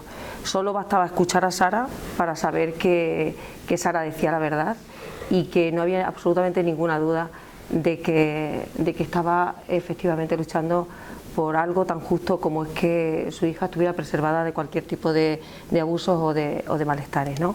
Todo empieza cuando Sara sale huyendo, embarazada de su segunda hija, y llega a un centro de salud a pedir ayuda porque su bebé el bebé que estaba concibiendo estaba paralizado, y ahí le invitan a denunciar la situación que estaba viviendo, ¿no? Ella no quería porque estaba aterrorizada con las amenazas que el maltratador le había durante años y años trasladado, que si denunciaba o hacía alguna cosa no volvería a ver a su hija, la que tenía entonces, pues estaba embarazada, la segunda, y ella sabía que lo iba a cumplir, y efectivamente lo dice muchas veces. En ese primer accede a ir a juicio, aunque la denuncia la pone en el centro de salud, y en ese primer juicio ya vemos la mano de la violencia institucional, no solamente en nuestro país, sino en nuestra tierra, ¿no? Y nos damos cuenta de que el juez le dice que una mujer tan inteligente, una mujer médica, preparada, absolutamente frágil en aquel tiempo, pero cuando ni siquiera el juez se leyó, ni siquiera la argumentación de los médicos, ni los informes médicos de cómo venía esta mujer, determinó que no había causa y que no había elementos suficientes con una mujer del nivel intelectual que tenía, que como no iba a haber pedido ayuda, ¿no? Volvemos a los estereotipos que tienen jueces, juezas, operadores jurídicos, profesionales acerca de cómo tiene que ser una víctima, ¿no? Huye a su casa con sus padres. Tenemos que reflejar que los padres, la madre y el padre de Sara, igual que todas las familias que conocemos ahora, son fundamentales y determinantes a la hora de poder avanzar y salir, pero cuando le deja a su maltratador, ¿no?, presunto maltratador, porque no hay ninguna sentencia que así lo confirme, que vea a la niña mayor empieza a manifestar sintomatología que, según informes médicos, no según Sara, están hablando de posibles y presuntos abusos, ¿no? Y en una de las denuncias que hacen los centros de salud acerca de abusos, con informes de psicóloga clarísimamente y de pediatras, el juez decide no ver las pruebas que tiene y decide darle la guardia y custodia al maltratador, presunto abusador, en vez de atender o investigar, mínimamente investigar si está sucediendo esto o cuáles son las premisas que hay para que una niña pueda estar hablando de esto, ¿no? Ahí empieza todo un periplo judicial terrible, absolutamente incomprensible, porque todas las que venimos de la cooperación internacional creíamos firmemente en el sistema de protección a las víctimas. Conozco afortunadamente perfectamente la red de atención a las víctimas, conozco lo bien que trabajan muchas compañeras con muchísima precariedad, y confiaba tan plenamente en el sistema que nosotras mismas fuimos quienes la ubicamos en el sistema, es decir, la llevamos al IMEX, la llevamos a diferentes organizaciones, ¿no? Y al principio todo el mundo la atendía porque era una barbaridad lo que relataba. Nadie podía hacer nada, nunca se podía hacer nada, nunca había ninguna puerta que abrir. La situación era tan desesperada que bueno, la expareja hace algo que está bien organizado con todos los maltratadores y que esto es un patrón que se repite en España. Es decir, lo que le pasó a Sara no es un caso único, lo que le pasó a Sara es el caso que nos puede pasar a todas. Y no le pasó a ella porque eligiera mal su pareja, como decía alguna gente, o le pasó a ella porque era muy tímida, porque se confundió, le decían algunas juristas, te confundiste en el planteamiento. Le pasó, como nos enseña el feminismo, porque efectivamente era una mujer. Y a una mujer le puede pasar esto. Y en este país le está pasando a cientos de mujeres. Es decir, ahora, a raíz de la campaña Mamá está castigada, conocemos a cientos de mujeres de estos casos. Y volviendo a cómo se inició todo, el maltratador, como os decía, actuó con un patrón que tienen bien establecido. Y es denunciar, masivamente denuncia contra Sara. Y esas denuncias hicieron que Sara fuera a juicio. Las denuncias eran por secuestro. Sara jamás había abandonado Badajoz, nunca se había movido de su hospital. Es decir, llevó hasta 25 testigos y testigas al juicio sabiéndose absolutamente inocente, sabiendo que no había hecho nunca nada, que no había impedido nunca que el maltratador viera a sus hijas e hijos y que nunca había impedido acceder a lo que la justicia quería, que era darle la guardia y custodia provisional a este señor, sino simplemente estaba esperando que le dijera exactamente dónde tenía que dejar a sus criaturas. Ya no solamente a la niña que no quería ir con este señor, sino también ya había nacido la pequeña. Por cierto, la pequeña no tiene filiación paterna con el padre, nunca la reconoció y es por sentencia firme. Sin embargo, también la justicia le dio a una niña jurídicamente desconocida por supuesto la niña no conocía a este señor y ni a su familia, jurídicamente no es su padre y se la entregó también. Ella es acusada de secuestrar a niñas y ya os digo, no hay ni una sola prueba que lo demuestre, ni de retención. Y el 10 de abril del 19, un año terrible, el 10 de abril del 19 la detienen en la comisaría de policía de Badajoz, iba con su niña pequeña, hacen que venga la niña mayor y con un esperpento de gritos y no querían separarse de su madre, le arrancan a sus hijas. Estos arrancamientos se producen en España cada día. Arrancan a sus hijas y Sara nunca volvió a verlas durante 2 años y 114 días. Nunca volvió a verla y nunca volvió a saber nada de ellas y nunca volvió a hablar con ellas y nunca tuvo absolutamente ninguna comunicación, aunque nada en la justicia decía que ella no podía tener acceso a hablar con sus hijas porque todavía guardaba, tenía la patria potestad, aunque ya no tuviera la guardia y custodia provisional, porque se definió luego ya mucho después la guardia y custodia definitiva, ¿no? Sara ya sin sus hijas, solo le queda ir a juicio acusada de secuestro y ella tenía el convencimiento, con mucho temor y mucho miedo, de que como es verdad que ella no se llevó a ninguna niña y que no le hizo ningún daño a las niñas y que protegía a las niñas y que ella no impidió nada de que él las viera, que iba a salir absolutamente absuelta. ¿Cuál fue su sorpresa y su terror y el de todas nosotras, que la estábamos acompañando, cuando el 21 de enero del 21 la condena, luego ratifica la audiencia provincial esa condena a 4 años de prisión, 15.000 euros de indemnización al expareja y además una cosa terrible, porque ya no iba a poder atender a sus hijas de ninguna manera, la pérdida de la patria potestad durante 4 años. Es ahí cuando nos dijo, porque ella no había querido que hiciéramos nunca nada, porque sabía que iba a salir libre, cuando nos dijo, ahora vamos a organizar si queréis lo que, porque no tengo nada que hacer. Y ahí nace la campaña Mamá está castigada, una campaña absolutamente mágica para nosotras, porque de pronto se unen multitud de mujeres que vienen a aportar lo mejor que cada una sabía, que es lo que nos dice el feminismo, ¿no? Lo mejor que cada una sabía al servicio de otra, ¿sí? Y allí donde la justicia no había llegado, donde el sistema de protección a las víctimas jamás había escuchado, solo bastaba escuchar a Sara para que todas incuestionablemente creyéramos a Sara y lucháramos sin ningún cuestionamiento a ella. El hecho de juntarnos todas esas mujeres con asociaciones que hoy están aquí, el hecho de que la creyéramos y que solamente estuviéramos trabajando para ver cómo hacíamos que volviera a ver a sus hijas y articulábamos los mecanismos necesarios para que esto se conociera, ese hecho fue el primer acto de reparación para Sara.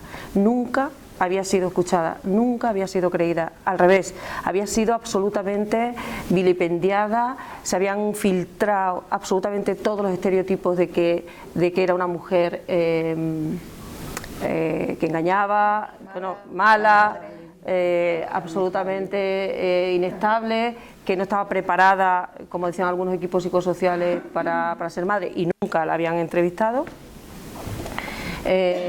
Además de que era, bueno, un peligro para sus hijas, ¿no? Una mujer que está salvando vidas cada día con una precisión, porque además es médica, pero lo que desarrolla necesita una precisión única y una concentración única. Lograron que fuera una mujer devastada, una muerta en vida, como ella decía, sus padres también.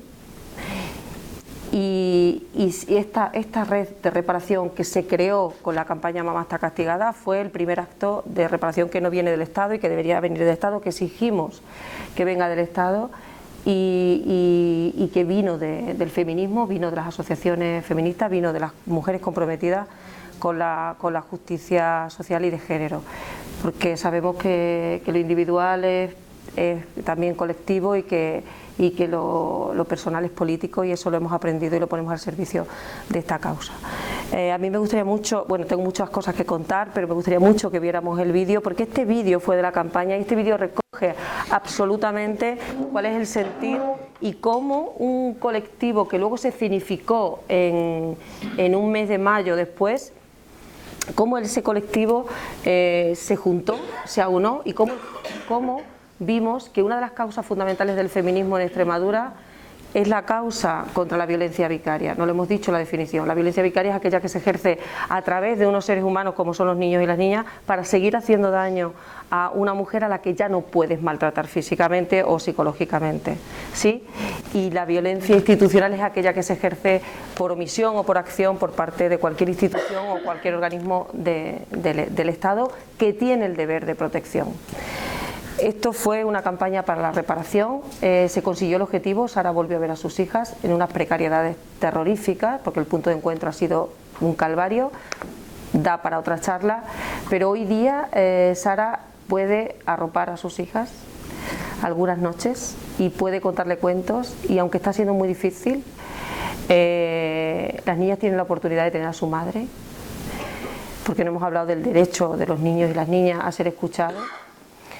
Y queremos recalcar que nadie investigó cuando rompieron el vínculo materno, que en este caso era el vínculo primario y el vínculo más importante para el desarrollo psíquico de un ser humano. Nadie investigó cómo estarían esas niñas. Nadie se preocupó para ver qué pasa cuando rompes un vínculo de esa manera tan violenta. Nadie acompañó ese proceso. Nadie se preguntó qué estaría sucediendo. Nadie sabe, o nadie se preguntó, aunque lo sabemos, tenemos muchísimos datos, qué impacto tiene sobre la salud de las mamás cuando les arrancan a sus hijas e hijos, y qué impacto de por vida tiene para los niños y las niñas.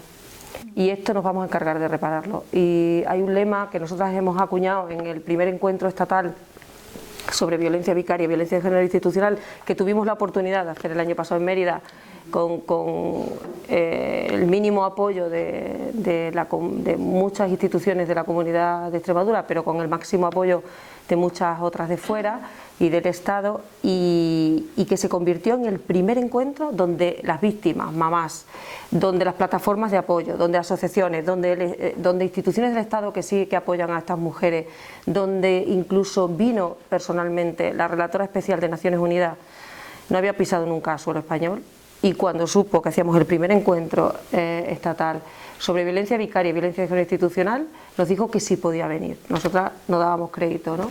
Y se vino aquí, a Mérida, y estuvo con nosotras y se dio cuenta de que los 5 mensajes a través de informes oficiales que le ha mandado al Estado español acerca de que el Estado español no protege adecuadamente a los niños y a las niñas víctimas de violencia sexual intrafamiliar y también víctimas de malos tratos, y de que algo está pasando en los juzgados para que se juzgue precisamente a las que intentan proteger a esas criaturas que son sus madres, y que vele por la protección a esas mujeres y que se investigue por qué los niños y las niñas no quieren ir con los padres.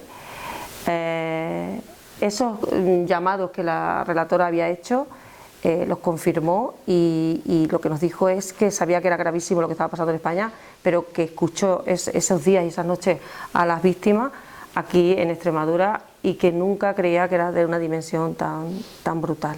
Estamos en el segundo encuentro, os esperamos en Granada el próximo 24 y 25 de marzo, ya ahora. Lo organizamos también Mujer Libre, Mujer en Paz, pero lo desplazamos a otra comunidad autónoma que tiene mucha fuerza y mucho apoyo. También lo financiamos y bueno, vamos a organizarlo. De todas maneras, queda mucho por hacer, pero van a tener ustedes noticias muy importantes en este país, porque no había investigaciones y por fin va a salir la próxima semana una gran investigación que se ha hecho a nivel estatal, que ha apoyado la delegación del Gobierno contra la violencia de género, y que es absolutamente crucial que se tengan datos para que nadie nos pueda decir que esto es un caso aislado, sino que es un patrón que se reitera por la misoginia y por los estereotipos de género en la justicia. Perdonad todo lo que... Pero la fuerza del feminismo lo que consiguió, yo creo que tenemos que seguir ahí, ¿no? O sea, en esto que habíamos hablado al principio con Carmen, ¿no? De la desesperanza por el COVID, es decir, funciona. O sea, lo que nos hemos dado cuenta que los principios feministas, que aplicarlos en el día a día funciona. Y lo que nos hemos dado cuenta es algo que decía Eleanor Roosevelt cuando creó o incentivó toda la Declaración Universal de los Derechos Humanos, que decía: si los derechos humanos no existen allí donde estamos, donde vivimos, en cada despacho, ¿no?, de las trabajadoras sociales o de salud, en cada juzgado, en cada lugar donde estemos, si esos derechos humanos no se hacen claramente explícitos y se defienden ahí, entonces no existen. Y esta convicción de que no se habla de derechos humanos en nuestra tierra y que hay que hablar cada día más de derechos humanos, que tenemos que volver otra vez al marco de derechos humanos, pero en lo más cotidiano, y esta convicción de los principios feministas de que lo que le pasa a una no le pasa porque se haya equivocado, sino porque hay un sistema que permite que nos pase, y que tenemos que estar todas, hombres, mujeres, en la comunidad apostando por esa lucha. Yo creo que los principios feministas fueron fundamentales para este caso de éxito que continúa. Pues sí, la verdad que el feminismo salva vidas, está claro, y que es la herramienta que tenemos. Está en nuestras manos, trabajarla y amoldarla y darle vida para que siga. Bueno, Modesto, que es el encargado del tiempo, me pone así las manos y supongo que son 10 minutos. Bueno, pues si alguna o alguno queréis, todo tuyo. Mira. Yo tengo dos preguntas y de hecho Espera. Sara, que se ponga el micro, pues si no, no lo va a escuchar después la gente que lo quiera ver. Toma, corazón. Era para las dos. Todas sabemos y conocemos todas las estrategias que utiliza el patriarcado. Por ejemplo, ahora empieza el 8M, se acerca el 8M, y empezamos a ver cómo las tiendas, el capitalismo, pues se apodera y todo es morado y todos somos feministas. Pero hay una cosa que no se suele hablar mucho, y es que hay personas, hay asociaciones, hay empresas que desde con el nombre del feminismo, nombrando al feminismo, están usando esa misma estrategia que ha usado el patriarcado toda la vida. Infantilización a la mujer, no pagar, que me parece el más evidente y el que más nos toca reivindicar. Entonces, Irene, para ti la primera pregunta: ¿cómo crees tú que podemos acabar con eso? ¿Cómo, si ves alguna solución, qué podemos hacer para acabar con eso? Porque si ya es duro, ya lo sabemos todas, esa reacción por la que tenemos que luchar todos los días, lo duro que es exigir tu dinero cuando haces tu trabajo, todas esas cosas que nos hacen a las mujeres más por el hecho de ser mujeres, ¿qué podemos hacer cuando encima vienen del feminismo? Cuando son asociaciones que en nombre del feminismo y verdaderamente ayudando al feminismo y por el movimiento feminista están usando a otras mujeres para que hagan ese trabajo. Me gustaría saber qué opina Irene, qué podemos hacer. Y Ana María preguntar que hasta dónde está ella dispuesta a llegar en el nombre del feminismo. Muchas gracias. Pues Sara, a ver, yo creo que tenemos que sacar las enseñanzas del propio feminismo, ¿no? Y es que es la unión. O sea, que es que tenemos que ir unidas a denunciar, a señalar, y creo que también hay que ser honestas. Y, o sea, yo no me gusta repartir carnes de feministas. No soy nadie para decir a quién es feminista y quién no es feminista. No lo voy a hacer nunca. Pero sí que creo que hay que señalar a aquellas que están abusando, precarizando, explotando. Si las hubiere, donde estén, hay que hacerlo y con valentía y con honestidad, ¿no? Y a lo mejor hasta decirle, compañera, quizá te estás equivocando, ¿no? En esto. Pero lo que no soporto es repartir los carnés del feminismo. No lo soporto, ¿no? Que alguien me venga y me diga, es que eso no es feminismo, esa no es feminista. Bueno, compañera, igual, creo que debemos hablar de feminismos, ¿no? En plural, de feminismos en plural, de saber encontrarnos y saber lo que decía Astrid, ¿no? Y también lo ha dicho, creo, Carmen, ¿no? Que es que tenemos que saber también avanzar en nuestra diversidad y no tener complejos a la hora de decir, oye, no estoy de acuerdo. Oye, pues igual no opino en esto igual, pero vamos a sentarnos a hablar, ¿no? Y a dialogar. Ana María Coral. Bueno, la verdad es que nunca podría contestar a una pregunta individual, porque el feminismo es todo lo colectivo, ¿no? Y la asociación realmente lo forman muchísimas mujeres que han renunciado.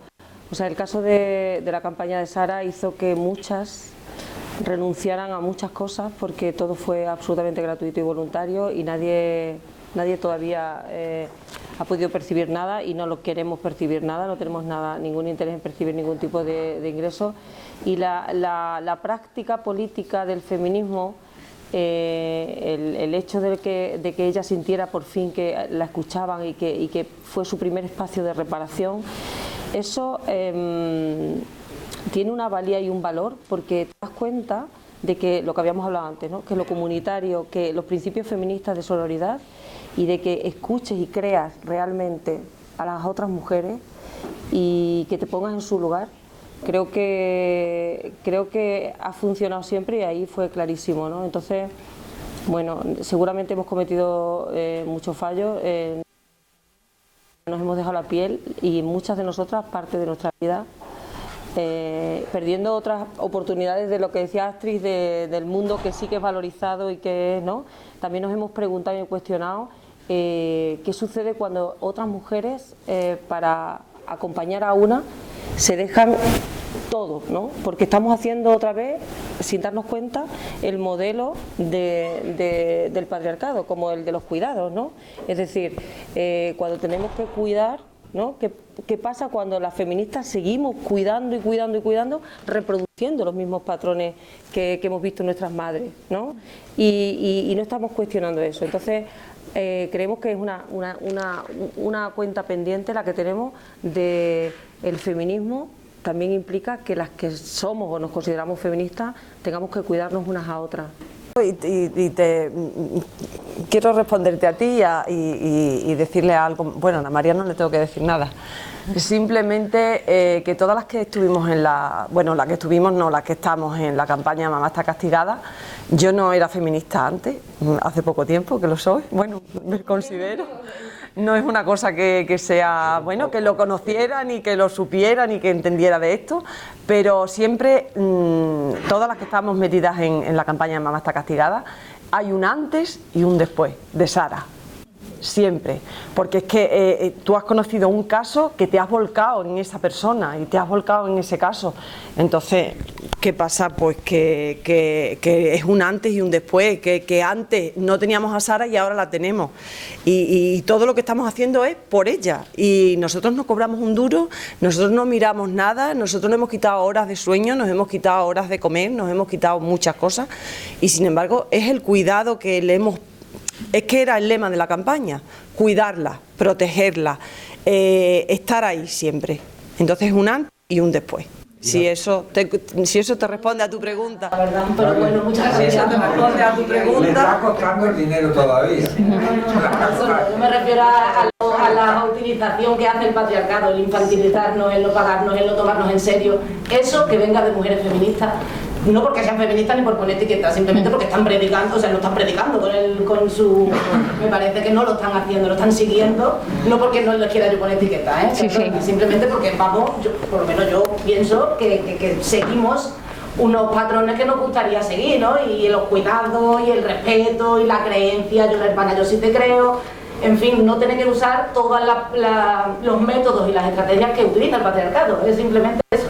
Sí, sí. Simplemente eso. Es lo que quería decir. Pero muchas gracias, lo habéis contestado todas. Pues venga, terminamos si en vez de pregunta es reflexión. No. Va a ser breve.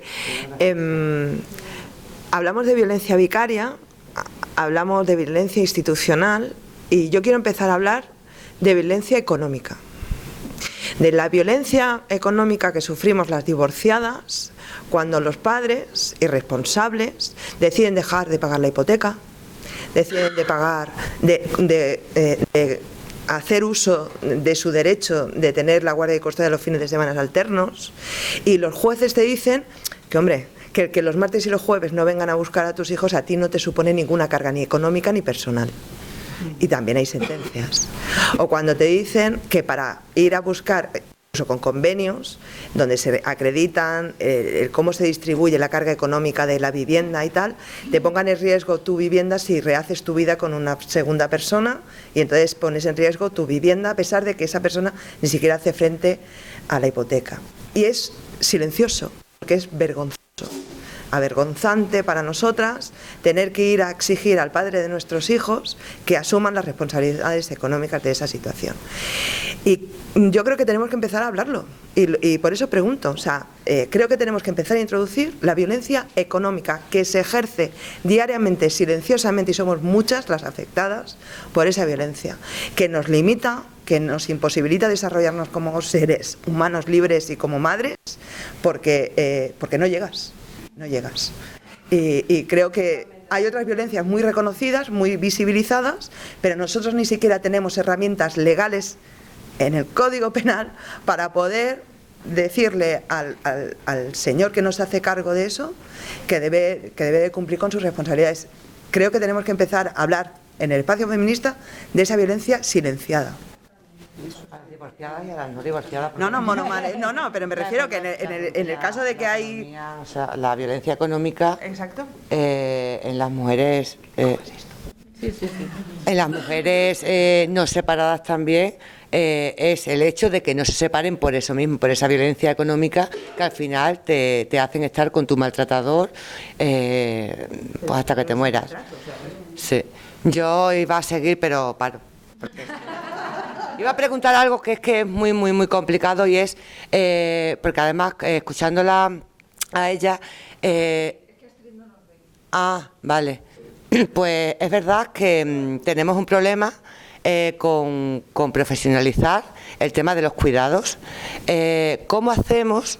Porque es algo que a mí me estalla la cabeza constantemente, las mujeres que trabajamos fuera de casa, también en casa, y como bien hemos dicho, mientras más horas le dediquemos al cuidado de la casa, menos tiempo dedicamos a trabajar. Por eso la brecha salarial va a existir siempre. Tenemos que recurrir a contratar a mujeres, pero como profesión, para que hagan lo que nosotras realmente no podemos hacer porque estamos fuera. Me explico. ¿Llegará en algún momento que el Estado se dé cuenta que es verdad que si nosotras salimos, además de la brecha salarial que tenemos, que cobramos mucho menos, no podemos tampoco permitirnos pagar a una mujer sin precarizarla, porque creo que nosotras mismas, y lo hemos dicho, precarizamos a otras mujeres. Es decir, nosotras es verdad que nos cuesta mucho romper los techos de cristal, aparte de las mujeres migrantes que le cuestan también, pero las mujeres que se dedican a, como profesión a cuidadoras, limpiadoras y tal, todavía tienen otro techo más. Entonces, creo que es un bucle corto, que no vamos a salir nunca hasta que realmente el Estado no lo ponga encima de la mesa y vea realmente qué alternativa hay a todo eso. Corto. O sea, bueno, no sé si Astrid a lo mejor quiere decir una... Astrid, un minuto, si puedes contestar en un minuto a Yolanda. Joder. Espera. Tenemos aquí al compañero... La pregunta sería, Irene, desde tu perspectiva como mujer política, ¿cómo, cuando tú estás en el poder, cómo se enfrenta? Bueno, en el poder no estoy. Bueno, imagínate, ¿cómo se enfrenta a tantísimas cuestiones? ¿Cómo? No es fácil, no es fácil. Porque... No, y a ver, yo os digo la verdad, creo que tenemos que estar cogobernando, o sea, creo que ya hemos probado a estar fuera, a estar en la oposición con una mayoría absoluta, y creo que la única solución es gobernar, pero da mucho vértigo cuando además ves las líneas políticas de supuestamente tus compañeros de viaje, ¿no? Y el macrovertedero y las minas a cielo abierto y tantos proyectos que a mi juicio no son de futuro y que lo único que van a hacer son empobrecernos, pan para hoy, hambre para mañana, y que al final replican estas dinámicas de saqueo, de expolio que llevamos décadas viviendo. Y también, obviamente, pues cuando ves que la política que se plantea son parches continuos, ¿no? Que recetas que se reproducen y que dan resultados muy similares a lo que tenemos. Entonces da vértigo. Pero creo que también la responsabilidad supone que tenemos que dar pasos hacia adelante. Cuando yo veo compañeras en Valencia, en Baleares, en Aragón, en Navarra, en Canarias, en todas esas comunidades hemos entrado a cogobernar. Hay gobiernos de coalición, que es curioso, ¿no? O sea, los únicos gobiernos que se han mantenido son los gobiernos donde estamos nosotras, porque el resto de gobiernos de coalición, que han sido Madrid, Murcia y Castilla y León, han tenido elecciones anticipadas. Bueno, pues en esos sitios, cuando ves que en Baleares hay una empresa pública de energía, que en Valencia han recuperado las viviendas de la Sareb para poner como vivienda pública, que en Aragón han aumentado, no sé si han cuatriplicado el número de becas para la universidad, ¿no? Dices, joder, pues merece la pena porque se demuestra que se pueden hacer muchas cosas, se demuestra que cuando siempre lo es que no se puede, es que las cosas son así, no se puede. Pues ahora resulta que tenemos el tope del gas y somos la excepción ibérica, ¿no? O sea, que sí se podía. Pues yo creo que tenemos que demostrar en Extremadura que sí se pueden cambiar las cosas. Sí. No todo. Ya puede hablar. Astrid, yo ya he soltado aquí mi speech. Ahora. No te he podido escuchar, entonces no sé si voy a repetir algunas ideas. Pero sí, o sea, a mí en cuanto al papel que tiene el Estado en la redistribución de los cuidados, o sea, yo siempre pienso que la solución viene por una corresponsabilidad integral, que el Estado asuma su parte, que las empresas asuman que no somos trabajadores y trabajadoras libres de cuidado, eso es fundamental respecto a los derechos de conciliación corresponsable, que la comunidad le demos su lugar y que en los hogares haya una corresponsabilidad en los trabajos ahí entre hombres y mujeres, y el papel que tienen ahí los hombres es muy importante, ¿no? Pero yo creo que el Estado en particular, que era lo que preguntabas, ahora, por ejemplo, en el marco del Gobierno de España hay una propuesta muy interesante. Yo formo parte de esa mesa asesora por los cuidados en torno a cómo plantear un sistema integral de cuidado, que sea el cuarto pilar del bienestar. Igual que tenemos un sistema sanitario, un sistema educativo, la protección social, pues que los cuidados sean ese cuarto pilar, donde las políticas no estén fragmentadas, que sea atención a la infancia, a la dependencia, sino que haya un principio orientador común que está centrado en el derecho al cuidado, el derecho a cuidar, el derecho a que te cuiden, el derecho a no cuidar si no quieres, eso jurídicamente tiene su miga, ¿no? Pero es clave. y en ese sistema integral de cuidados, ¿no? Donde haya una coordinación de políticas, donde haya... es clave también, lo primero, bueno, que haya lógicamente financiación y que haya mecanismos de evaluación y seguimiento, pero aparte que se exploren otras fórmulas porque la vía entre lo público o privado, esa ya sabemos cómo funciona y no funciona bien. Lo hemos visto con la residencia, lo hemos visto. Pero lo público comunitario, ahí hay muchas fórmulas por explorar, ¿no? Fórmulas cooperativistas, mutualistas, colectivistas. Y yo creo que ahí ese binomio del Estado con lo comunitario creo que es clave. Y ahí tenemos mucho que pensar y que imaginar.